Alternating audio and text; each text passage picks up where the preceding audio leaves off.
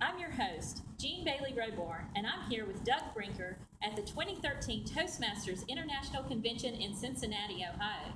Toastmasters International is a world leader in communication and leadership development.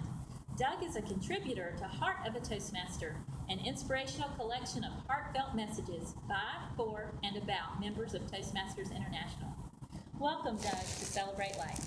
Well, thank you, Gene. It's an honor and a privilege to be here, and as a first-timer to a convention, I'm just blessed that God has given me the opportunity to come. Absolutely, and it's great to have you here as a contributor, so congratulations on being part of the book.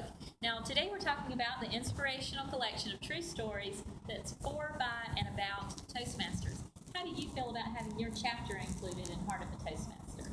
This is just one of many pieces in my Toastmaster journey that I believe in my heart has come back full circle to my investment into the Toastmasters organization. And how long have you been a Toastmaster? Well, my unique story is different because I've been in 3 years now, but I was previously in for about 8.5 years back in the 90s. Wow, so you've come back. That's right. Come back home. I've come back with a vengeance. Absolutely. It sounds like you have a lot of enthusiasm for Toastmasters. I eat, breathe, sleep Toastmasters. I believe that this organization is solely responsible for my professional and personal communication improvements.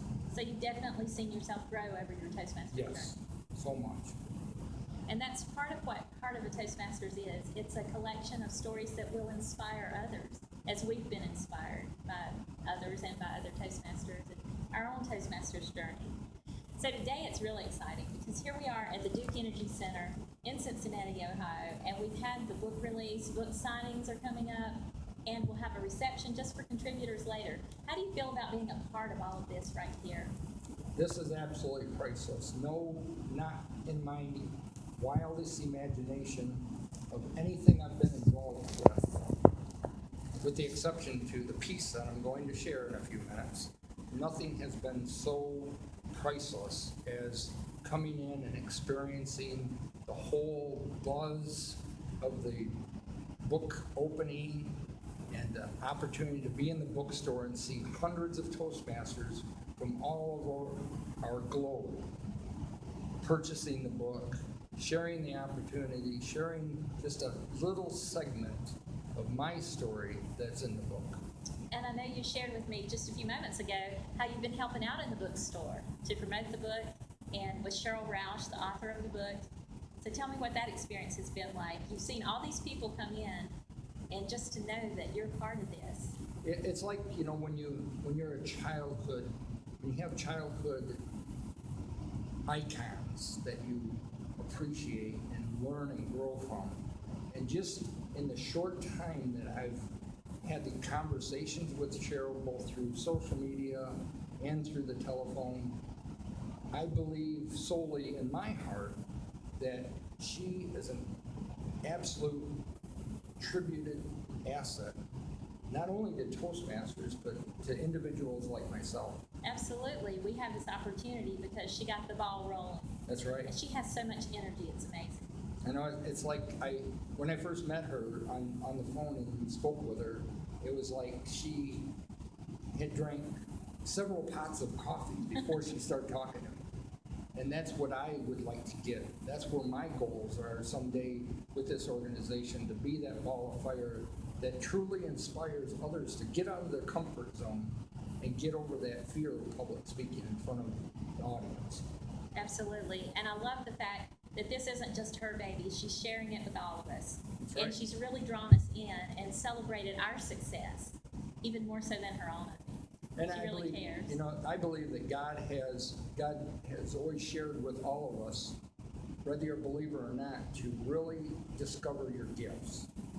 And after having the opportunity to be in this book and come to the convention and see the magnitude at this level, I believe that God truly has opened my heart and my eyes to this gift. Absolutely, and you mentioned that you're a first-timer at Yes, that's Toastmasters right. International Convention, and that's got to be mind-blowing. I wish they would have had it in Detroit, Michigan, but you know, Kim and I and my wife, we enjoy enjoyed the travel, and we're gonna enjoy the time here, and we're looking forward to many more conventions. Absolutely. It's great that you guys can come together and experience it. That's right. Right. And like I shared in the bookstore, maybe I might be an author someday, and somebody might be coming for my national release. Absolutely. Right. Believe in it. With Toastmasters, it can really take you places you never dreamed of. It really can. Absolutely. Now, in order to be published in this book, your story had to be true and heartfelt. What message are you sharing with the world in Heart of a Toastmaster?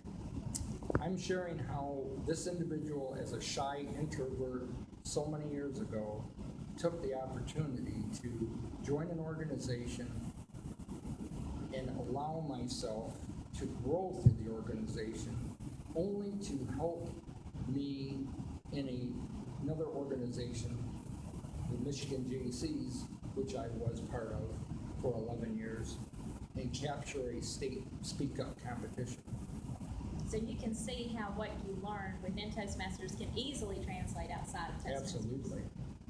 And that's something that I think our listeners need to be aware of. If you're not a Toastmaster right now, it may be time to check it out at toastmasters.org and see if there's a club near you so that you too can experience what Doug is talking about today, taking the skills that you learned within this organization and transferring them to whatever you're involved in. That's right. You know, my story about how someone who 20 years ago took the opportunity and encouraged me to come visit the Toastmasters Club. And then after competing in that state Speak Up competition with the same speech and never winning and never getting positive feedback, and after attending and joining and running that same speech by the Toastmasters and getting that critical feedback, I was able in 1996 at a spring convention in Boyne Mountain, Michigan, to be called a state Speak Up champion and deliver that award-winning speech in front of over 800 Michigan GCs. And it's all thanks to that member who encouraged me to come and join and visit the Toastmasters Club. And without that, we would not have this conversation. I would not be the club president. I would not have goals and aspirations to be an accredited speaker like Cheryl and help others get out of their box and become a Toastmaster. And that's what it's all about. Somebody took the opportunity to share with you, hey, why don't you come to a club meeting? And now you're paying that forward, basically. That's right. So that you can help others learn to grow within this organization. Absolutely. Because I believe that it's highly important. If people really truly want to understand the depth of what Dr. Smedley started so many years ago, all they have to do is talk to people like myself and so many others that carry so much passion for what this organization, I owe more than a debt of gratitude to Toastmasters and Dr. Smedley's vision, because I don't know. And it's funny, you know, my younger son said I have talkomegitis. Well, what better greater organization to have talkomegitis than to be in Toastmasters and to be part of the book and be part of history in the making.